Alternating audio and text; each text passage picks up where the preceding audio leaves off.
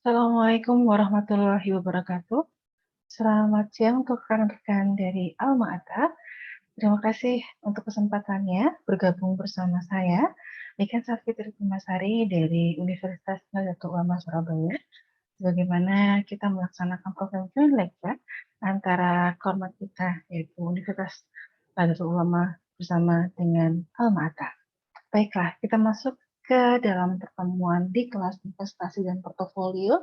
Dan saat ini adalah pertemuan kita yang terakhir, yaitu pertemuan ke-13, yang membahas mengenai bagaimana memvaluasi saham dengan cara yang terakhir, yaitu dengan cara dividen diskon model.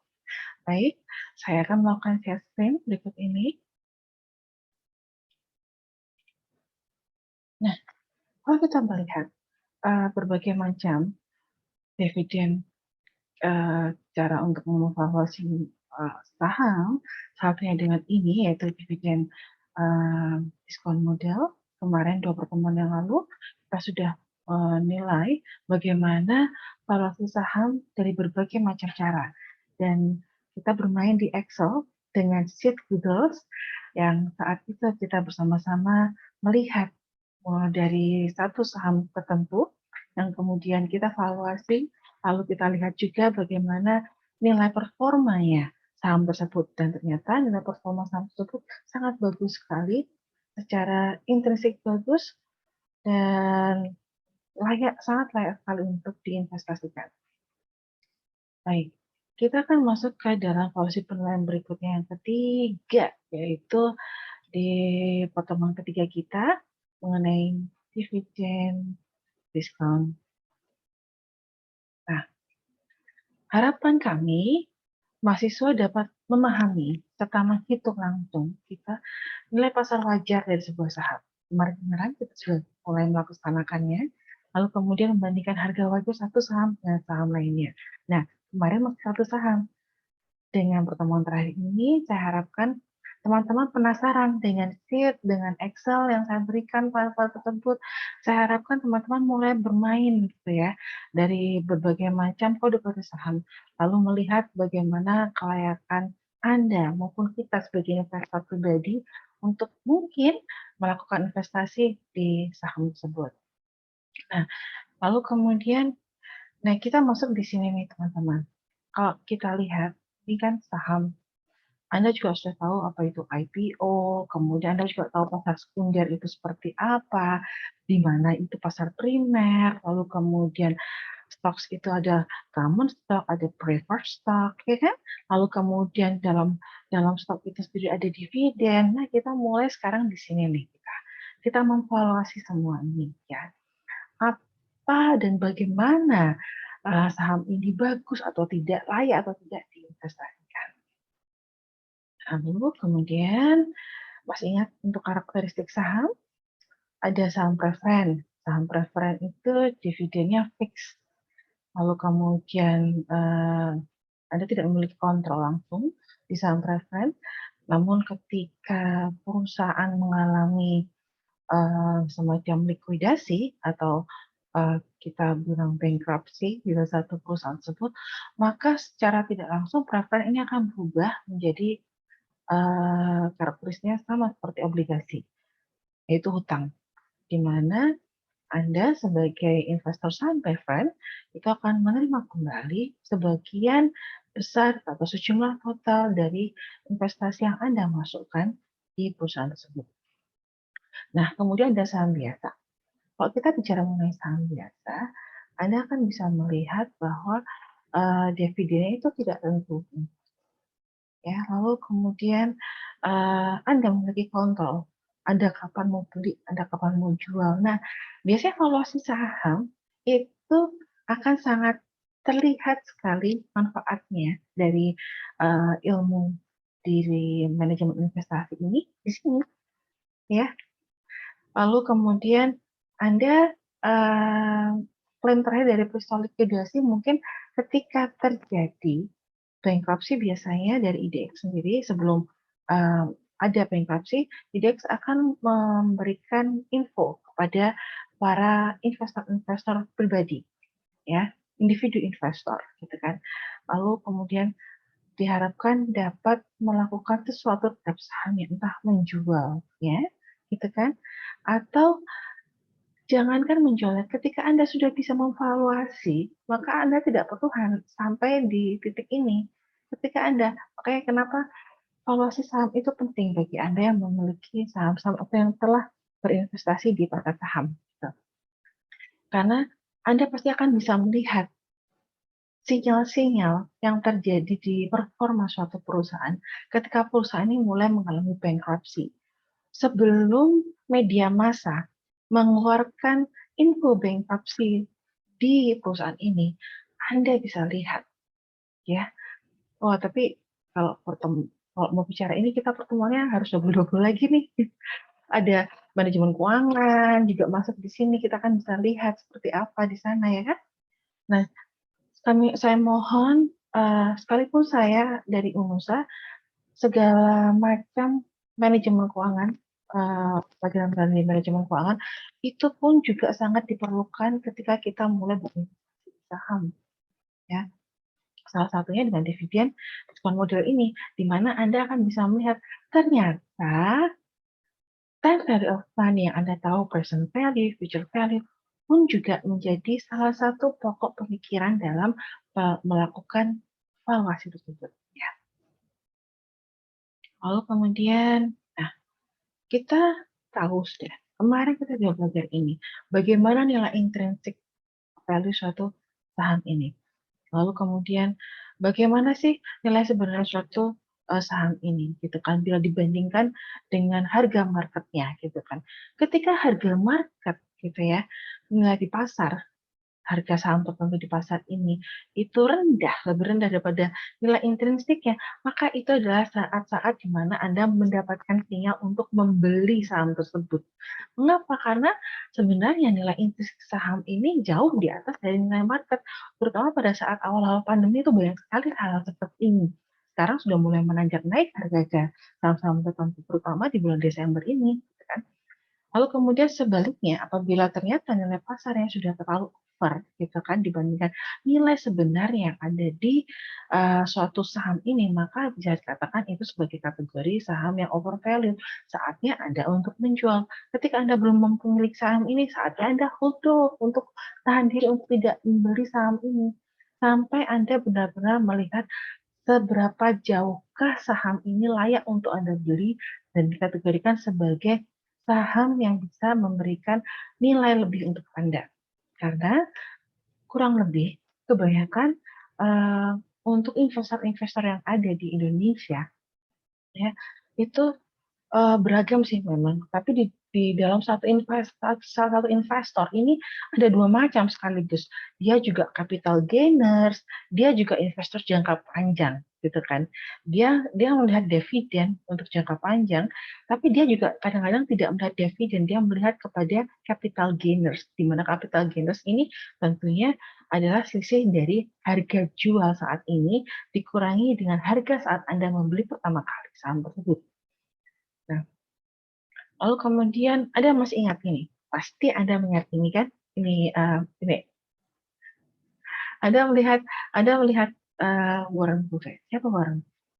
Anda pasti tahu The Oracle of Omaha. Di mana Anda pasti sangat ketika Anda menjadi seorang investor, Anda mengerti bagaimana cara cara cara Pak Warren Buffett ini dalam melakukan valuasi terhadap sahamnya, gitu kan. Ada berbagai macam saham sebenarnya valuasinya, termasuk kalau kita bicara Warren Buffett itu ada berbagai macam, misalkan saya ingat dulu ada ada Greenbelt, lalu kemudian ada Piotrowski. Kalau Anda penasaran, silahkan cari seperti yang saya katakan tadi, ada Greenbelt, Piotrowski. Itu ada valuasi saham terbaru dan sangat-sangat nyaman sekali, di mana fundamentalis dari rasio-rasio yang ada sebelumnya, kemudian dijadikan kategorikal numeric di cara-cara dari dari cara valuasi dengan Piotrowski maupun Greenbelt ini. Ya. Lalu kemudian, nah kita masuk di bagian kita.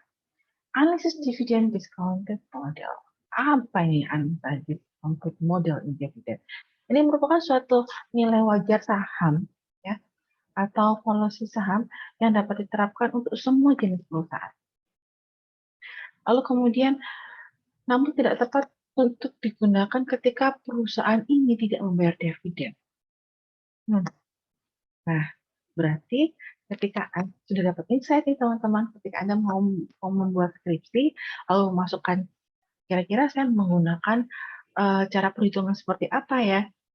Anda kalau menggunakan dividend discount model, berarti mau tidak mau Anda memilih beberapa objek yang benar-benar konstan untuk memberikan dividen, atau dia selalu memberikan dividen sekalipun tidak konstan, dia memberikan dividen dalam beberapa jangka-jangka tertentu, ya kan?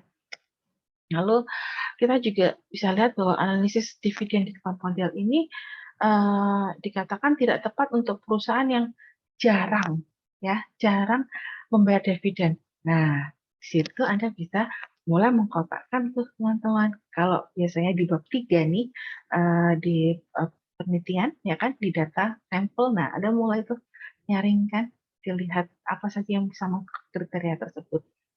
Lanjut kemudian secara umum, kalau kita bicara mengenai dividen discount model itu ada 3 macam teman-teman. Ada golden growth model, ada one period dividend discount model, atau kita sebut dengan DDM ya supaya nggak kepanjangan ceritanya ini. Lalu kemudian ada multi period DDM. Nah, kalau kita bicara mengenai golden growth model, itu ada growth decay. Nah, kalau ini konstan memberikan dividen terus-menerus gitu kan, setiap tahunnya selalu ada dividen untuk para investornya, Anda bisa mengambil G itu dari ROE, teman-teman. Ya. Nah, dikatakan di sini untuk constant growth model, dividen bertumbuh secara konstan. Dividennya setiap tahunnya bertambah, gitu kan. Diasumsikan bahwa G itu selain ROE juga Anda bisa cari dengan cara seperti ini. Dividen tumbuh secara konstan pada tingkat tertentu dibagi dengan persentase tertentu. Ya, atau Anda bisa mencarinya dari perubahan dividen setiap tahunnya yang diberikan ke investor. Nah, itu kan ketahuan growth-nya berapa tuh, ya kan? Periodenya seperti yang kemarin, kalau kita menghitung return saham tertentu itu, Anda masih ingat periode kemarin, dividen kemarin itu berapa, dividen saat ini berapa. Dividen saat ini dikurangi dividen periode kemarin dibagi dengan dividen periode kemarin dikurangi 1. Itu teman-teman cintai. Ya, masih ingat itu. Lalu ketika Anda tidak tahu dividennya berapa, gitu kan, Anda bisa asumsikan G ini sama dengan ROE. Ya. Nah, model ini tuh cocok juga kalau kita bicara mengenai ke depan lagi.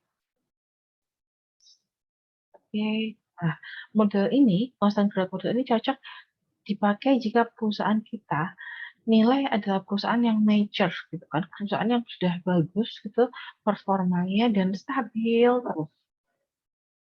Nah, lalu kemudian ini adalah rumusnya dari constant growth model. Itu harga saham sama dengan nilai dividen akhir yang telah dikalikan dengan 1 ditambah growth atau tingkat pertumbuhan perusahaan yang bisa dilihat dari ROE 1%. Oke, kalau demikian, ini dibagi dengan hasil pengurangan dari tingkat keuntungan yang diisyaratkan pada saham tersebut. Nah, kalau KS ini masih ingat cara Anda di manajemen keuangan ketika mencari cost of stock. Nah, cost of stock itu adalah KS ini, teman-teman. Nah, KS dikurangin G dari itu, ya. Model ini juga disebut sebagai Gordon Model sesuai dengan nama penemunya yaitu Myron J. Gordon. Lanjut kita masuk ke sampel ya, ke contoh maksud saya bukan sampel. Dengan menggunakan Gordon Model, kita mulai menghitung nih, misalkan di saham Google gitu kan, saham yang selalu bertumbuh dan konstan dan sudah bagus performanya, kita tahu itu adalah kita Google untuk internasional saham kan. Diketahui misalkan dividen terakhirnya itu senilai 1,82 dolar. Tingkat pertumbuhan perusahaan yang diisyaratkan sebesar 10%. dan investor itu ingin return sebesar 16%, di mana 16% ini adalah cost of stock, ya, KS itu tadi. Apa harga saham seharusnya? Nah, Anda tinggal simpel aja masukkan di sini 1,82 kemudian dikalikan dengan hasil penjumlahan 1 plus 0,10 ini berasal dari 10% tingkat pertumbuhan perusahaan tersebut, yaitu ROE-nya misalkan seperti itu. Lalu dibagi dengan hasil pengurangan dari KS dikurangi dengan G itu sendiri, yaitu 0,16 dikurangi 0,10. Hasilnya adalah sekian. Ini adalah harga saham seharusnya yang ada di pasar, ya. Kurang lebih di harga $33,37. Lanjut, pada kenyataan, tingkat pertumbuhan dividen dari tahun ke tahun itu tidak akan mungkin konstan, teman-teman. Karena sebagian besar perusahaan pasti akan mengalami siklus kehidupan. Kalau kita bicara siklus kehidupan, sama seperti life cycle, gitu kan. Di mana kadang-kadang kita di atas, kadang di bawah, kan roda itu selalu berputar. Saham pun juga demikian. Terutama kalau kita hubungkan dengan macroeconomic condition atau international economic condition. Wah, itu sangat-sangat nyata sekali yang terjadi di sana pasti. Apalagi ketika sekarang kita melihat secara real, ternyata kesehatan dunia itu menjadi nomor satu yang harus diperhatikan ketika ingin ekonomi kita maju. Nah, pandemi ini benar-benar sangat-sangat banyak sekali memberikan pelajaran untuk kita semua. Lanjut lagi. Nah, ingat langkah-langkah dalam perhitungan non-constant growth. Kalau tadi itu ada constant growth, sekarang kita masuk ke non-constant growth. Dengan asumsi tadi bahwa kenyataannya tidak ada perusahaan yang memberikan dividen selalu sama. Kadang-kadang naik, kadang-kadang turun. Ya kan? Malah kebanyakan turunnya kadang-kadang. Lalu kemudian langkah-langkah perhitungan dari non-constant growth, mulai kita masuk ke tahap kedua yaitu non-constant growth, di mana kita harus menentukan estimasi pertumbuhan dari suatu dividen G ini, ya kan? G ini seperti yang saya katakan di awal tadi, bahwa G ini bisa kita lihat dari historical dividen yang diberikan ke investor. Ya, kita lihat bagaimana perbandingan dividen lalu dengan dividen sekarang dibagi dengan dividen lalu kemudian dikurangi 1. Kita kan bisa melihat persentase di tiap tahunnya. Kurang lebih sama seperti yang di Excel saya berikan ke Anda ketika saya menghitung return untuk saham tertentu. Silahkan dibuka Excel-nya. Ya.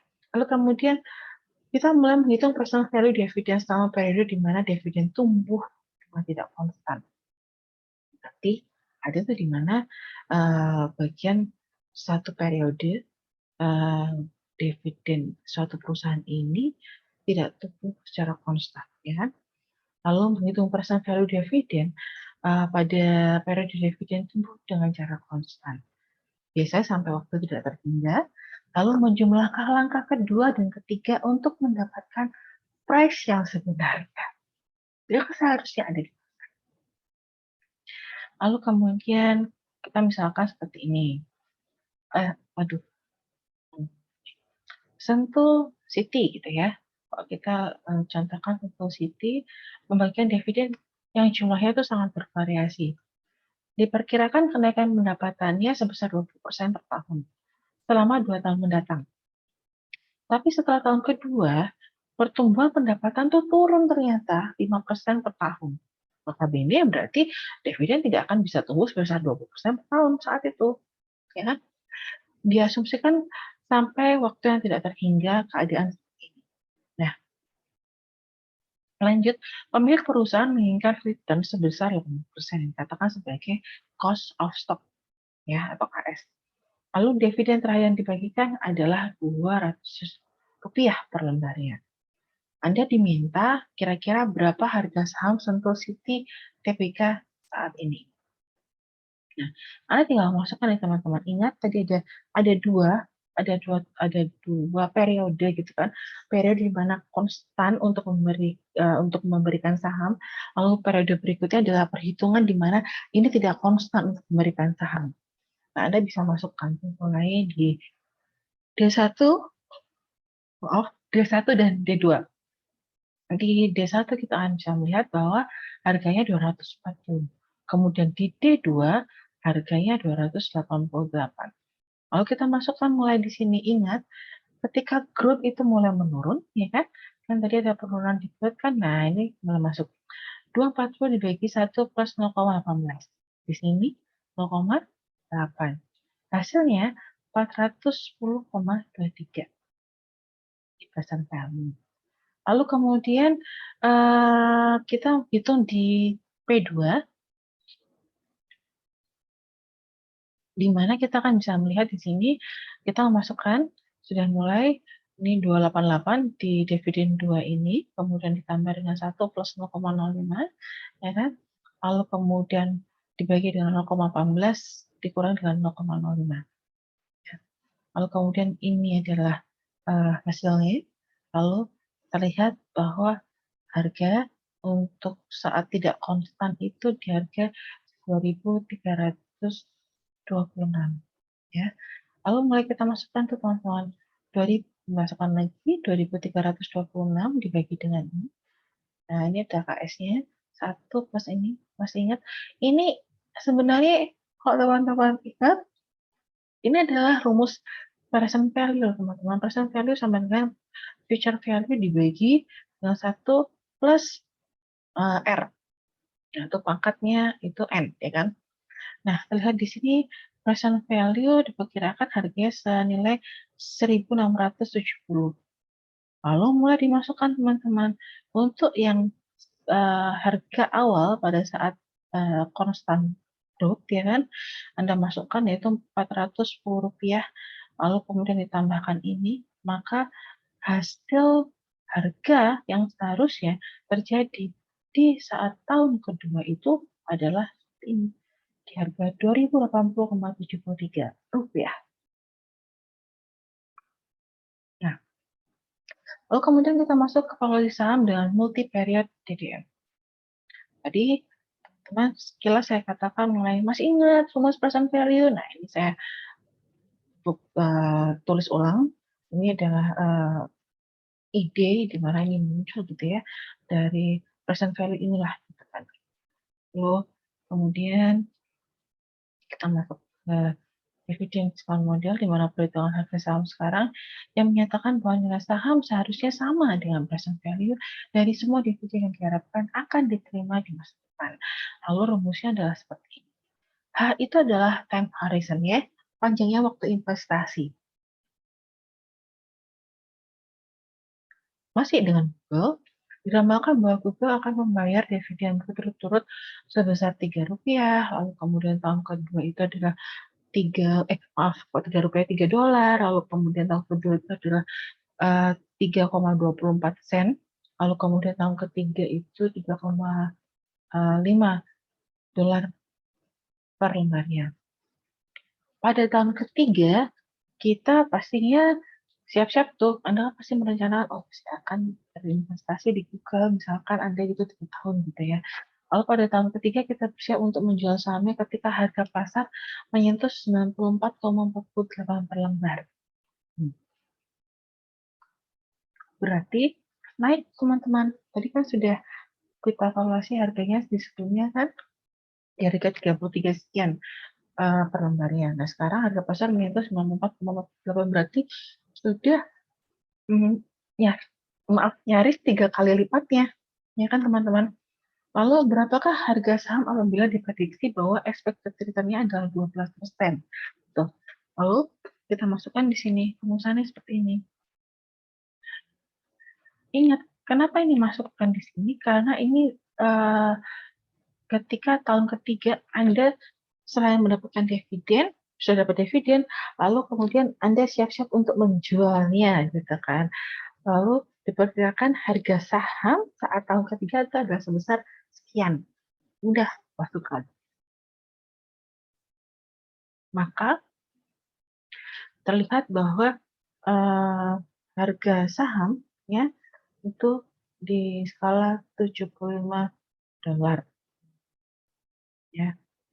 Lanjut kemudian, nah ini sebenarnya masuk ke materi yang berikutnya ya, pertemuan berikutnya nggak apa-apa. ketika Anda masuk di sini ngambang kalau saya nggak teruskan. Ini ada price earning ratio, di mana price earning ratio adalah fundamental ya kan. Mungkin Anda sudah mempelajarinya juga pastinya di manajemen keuangan, yaitu didapatkan dari harga saham dikali dengan earning per share ya. Lanjut kemudian pada umumnya investor itu lebih senang memilih saham dengan PER yang rendah. Semakin rendah PER suatu saham berarti relatif murah saham tersebut dibandingkan dengan pendapatan perusahaan yang ternyata tinggi gitu kan. Kita contohkan ini PT Pagoda Kembar mengumumkan EPS-nya adalah 1.000 per lembar. Jika pada saat itu harga sahamnya 10.000 per lembar dan nilai PER-nya, maka diketahui 10.000 dibagi dengan 1.000 sama dengan 10. PER dapat dihitung juga dengan membagi kapitalisasi pasar perusahaan. Ya. Kapitalisasi pasar perusahaan itu didapatkan dari jumlah saham yang beredar di perusahaan tersebut ya, perusahaan tertentu itu, saham perusahaan tertentu itu berapa sih saham yang telah beredar di pasar saham, lalu kemudian dikalikan dengan harga saham yang terjadi di saat ini, lalu dibagi dengan total sales. Ini total sales ini sebagai penggantinya EPS. Ya. Lalu, nah ini mana yang relatif lebih murah, mana yang lebih bernilai lebih baik, mulai itu diperbandingkan misalkan antara Pagoda Kembar dengan PT Bangau Direct. Di sini kita akan bisa melihat EPS untuk PT Pagoda Kembar itu ada 1.000, lalu kemudian PT Bangau Direct itu ada 200. PER-nya itu 5 untuk Pagoda Kembar, PT Bangau Direct itu 20 PER-nya. Ingat bahwa tadi dikatakan bahwa kalau kita ingin memilih saham, salah satunya adalah pilih PER yang rendah. Mau tidak mau berarti PT Pagoda Kembar adalah yang kita pilih karena nilai PER-nya rendah, ya. Dan harga saham saat itu memang lebih tinggi dibandingkan PT Bangau Direct, tapi lihat PER-nya itu rendah, ya. Kemudian jumlah sahamnya juga tidak sebanyak PT Bangau Direct, berarti dividennya yang dikeluarkan oleh perusahaan tersebut ya dari sales yang didapatkan atau dari pendapatan bersih yang didapatkan yang setelah dikurangi dengan return nanti atau laba ditahan pastinya akan jauh lebih besar diharapkan ya dibandingkan yang PT Bangau Direct dengan jumlah saham yang beredar itu jauh lebih banyak gitu kan. Baiklah, ini adalah prolog gitu ya yang bisa Anda menjadi acuan atau pemikiran ketika pertemuan besok di saat price earning ratio. Baiklah, ini adalah akhir dari pertemuan kita. Terima kasih saya ucapkan untuk kesempatan yang diberikan kepada saya. Sampai berjumpa kembali. Semoga saya bisa ke Alma Ata bertemu dengan Anda di Jogja. Semoga apa yang saya berikan bermanfaat untuk semua. Akhir kata, wassalamualaikum warahmatullahi wabarakatuh.